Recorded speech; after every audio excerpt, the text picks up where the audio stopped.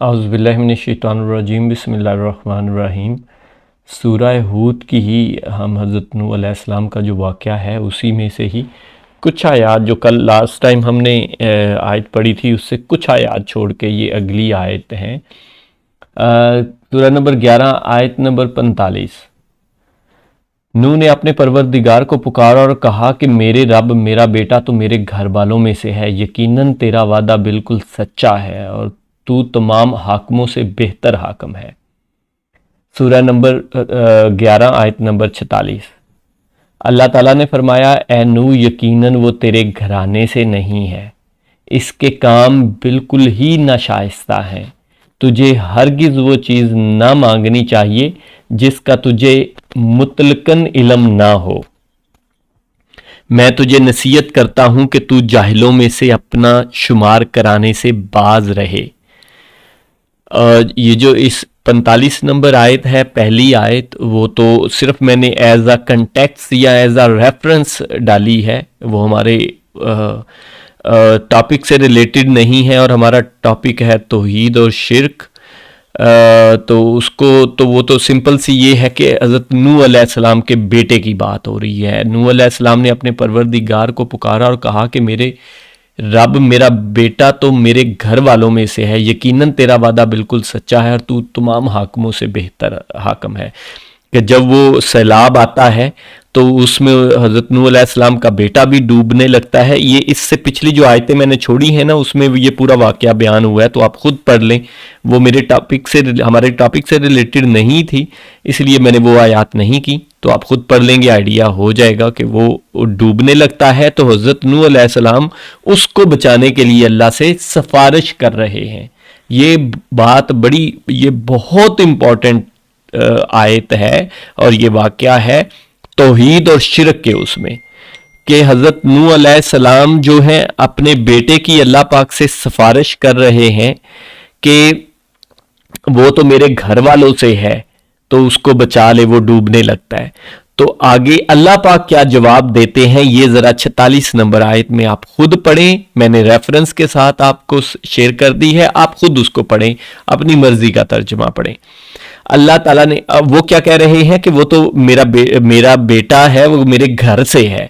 تو اللہ تعالیٰ آگے سے کیا جواب دے رہے ہیں کہ اللہ تعالیٰ نے فرمایا، اے نوح، یقیناً وہ تیرے گھرانے سے نہیں ہے۔ اب یہ دیکھیں کہ اللہ پاک نے یہاں تک کہہ دیا کہ وہ تیرے گھرانے سے ہی نہیں ہے، مینز کہ تمہارا کوئی اس سے لینا دینا لنک نہیں ہے۔ کیوں؟ اس کے کام بالکل ہی ناشائستہ ہیں، کہ جس کے کام ناشائستہ ہوں وہ اس سے کوئی تعلق نہیں ہے، نہ ہی کسی پیغمبر، اتنے بڑے پیغمبر کو اللہ پاک کہہ رہا ہے، وہ اپنے بیٹے کی سفارش کر رہے ہیں، اور جواب اللہ پاک کیا دے رہے ہیں کہ وہ تیرے گھرانے سے ہی نہیں ہے، تیرا کوئی تعلق نہیں ہے، کیونکہ اس کے کام ناشائستہ ہیں۔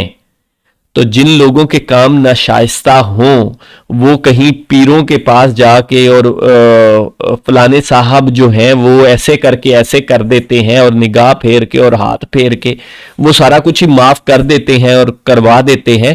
تو یہاں تو پیغمبر ہیں، کوئی نیک بندہ، کوئی ولی کی بات نہیں ہو رہی، نہ ہی کوئی عام نبی کی بات ہو رہی ہے۔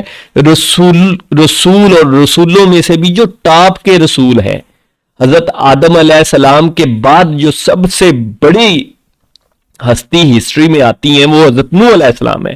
ان کے بعد جو سب سے بڑی ہستی آتی ہیں ہسٹری میں وہ حضرت ابراہیم علیہ السلام ہے۔ ان کے بعد جو آتے ہیں وہ حضرت موسیٰ علیہ السلام ہے۔ ان کے بعد حضرت عیسیٰ علیہ السلام ہے، اور ان کے بعد حضور پاک۔ یہ 5 جو نبی ہیں، یہ ان کو پوری ہسٹری، انسانی ہسٹری کے ٹاپ کے رسولوں کا درجہ حاصل ہے۔ ان کا آپ واقعات بھی، ان کے بار بار آپ ریفرنس بھی سنیں گے اور سارا کچھ دیکھیں گے، قرآن پاک میں بار بار ذکر ہے ان کا، اور بڑے عالی مرتبہ رسولوں میں سے تذکرہ ہے ان کا۔ تو ان کو وہ اپنے بیٹے سے زیادہ کوئی بڑا رشتہ تعلق تو نہیں ہو سکتا نا، پیروں مریدوں سے بڑا تعلق ہے نا، بیٹا اپنا بیٹا، کسی پیر کا بھی اپنا بیٹا ہو تو وہ مرید سے تو کروڑ انہی کے لیے تو وہ پیسے اکٹھے کرتے ہیں، اور آگے پوری گدی نشینی اور سارا کچھ انہی بیٹوں کے لیے چلاتے ہیں، وہ مریدوں سے تو کھاتے ہیں وہ۔ بہرحال تو بیٹے کی سفارش وہ کر رہے ہیں اتنے بڑے پیغمبر, اور اللہ کیا کہہ رہا ہے کہ وہ تیرے گھرانے سے نہیں ہے. کیوں؟ اس کے کام بالکل ہی ناشائستہ ہیں, ناشائستہ کام ہونے کی وجہ سے اس سے لا تعلقی کا ہی کہہ دیا. تجھے ہرگز وہ چیز نہ مانگنی چاہیے جس کا تجھے مطلقاً علم نہ ہو. پیغمبر کو اللہ پاک کہہ رہے ہیں کہ تجھے علم نہیں ہے. یہ بات بڑی غور طلب ہے. یہاں تو عام کسی پیر فقیر کو بڑا سارا کچھ ہی پتا ہوتا ہے, وہ مریدوں کے حال جانتا ہوتا ہے, اور وہاں وہ کہیں سے دور سے بھی بیٹھ کے وہ سارا کچھ کر دیتا ہے اور کیا کیا کر رہا ہے, اور وہ مرید اس کو کہیں سے پکارتا ہے. آپ سن لیں, میں کوئی یہ غلط باتیں نہیں کہہ رہا, آپ بڑے بڑے عالموں کی ٹی وی پہ بیٹھے ایسے واقعات سن لیں کو وہ غوث الپاک اور وہ نو ڈاؤٹ بڑی عالی شان اللہ کے ولی ہیں, ولی تھے, لیکن ان سے جو واقعات منسوب کیے جاتے ہیں اور ان کو بیان کیا جاتا ہے, اور آپ اپنی سوسائٹی میں ارد گرد دیکھ لیں وہ کہاں سے بیٹھے کیا اپنے مرید کے ہر حال جانتے ہیں. جیسے اللہ جانتا ہے ویسے وہ بھی جانتے ہیں, اور وہ مرید کی مدد کو بھی پہنچتے ہیں جیسے اللہ مدد کرتا ہے. اور یہ ساری چیزیں آپ دیکھ لیں اپنی سوسائٹی میں. تو اللہ پاک اتنے بڑے پیغمبر کو کہہ رہے ہیں کہ ہر چیز تجھے ہرگز وہ چیز نہ مانگنی چاہیے جس کا تجھے مطلقاً علم نہ ہو. یہ خود اس پہ سوچیں.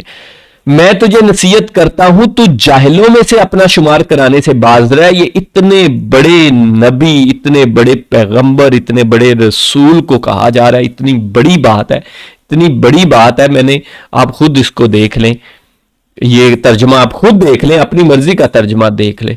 میں تجھے نصیحت کرتا ہوں, یہ حضرت نوح علیہ السلام کو اللہ پاک کہہ رہے ہیں کہ تو جاہلوں میں اپنا یہ جو اپنے بیٹے کی سفارش کر کے جس کے کام ناشائستہ ہیں, اگر اس کے کام ناشائستہ ہیں اور تم اس کی سفارش کر رہے ہو تو تم اپنا شمار جاہلوں میں نہ کروا لینا. یہ اتنے بڑے پیغمبر کو کہا جا رہا ہے.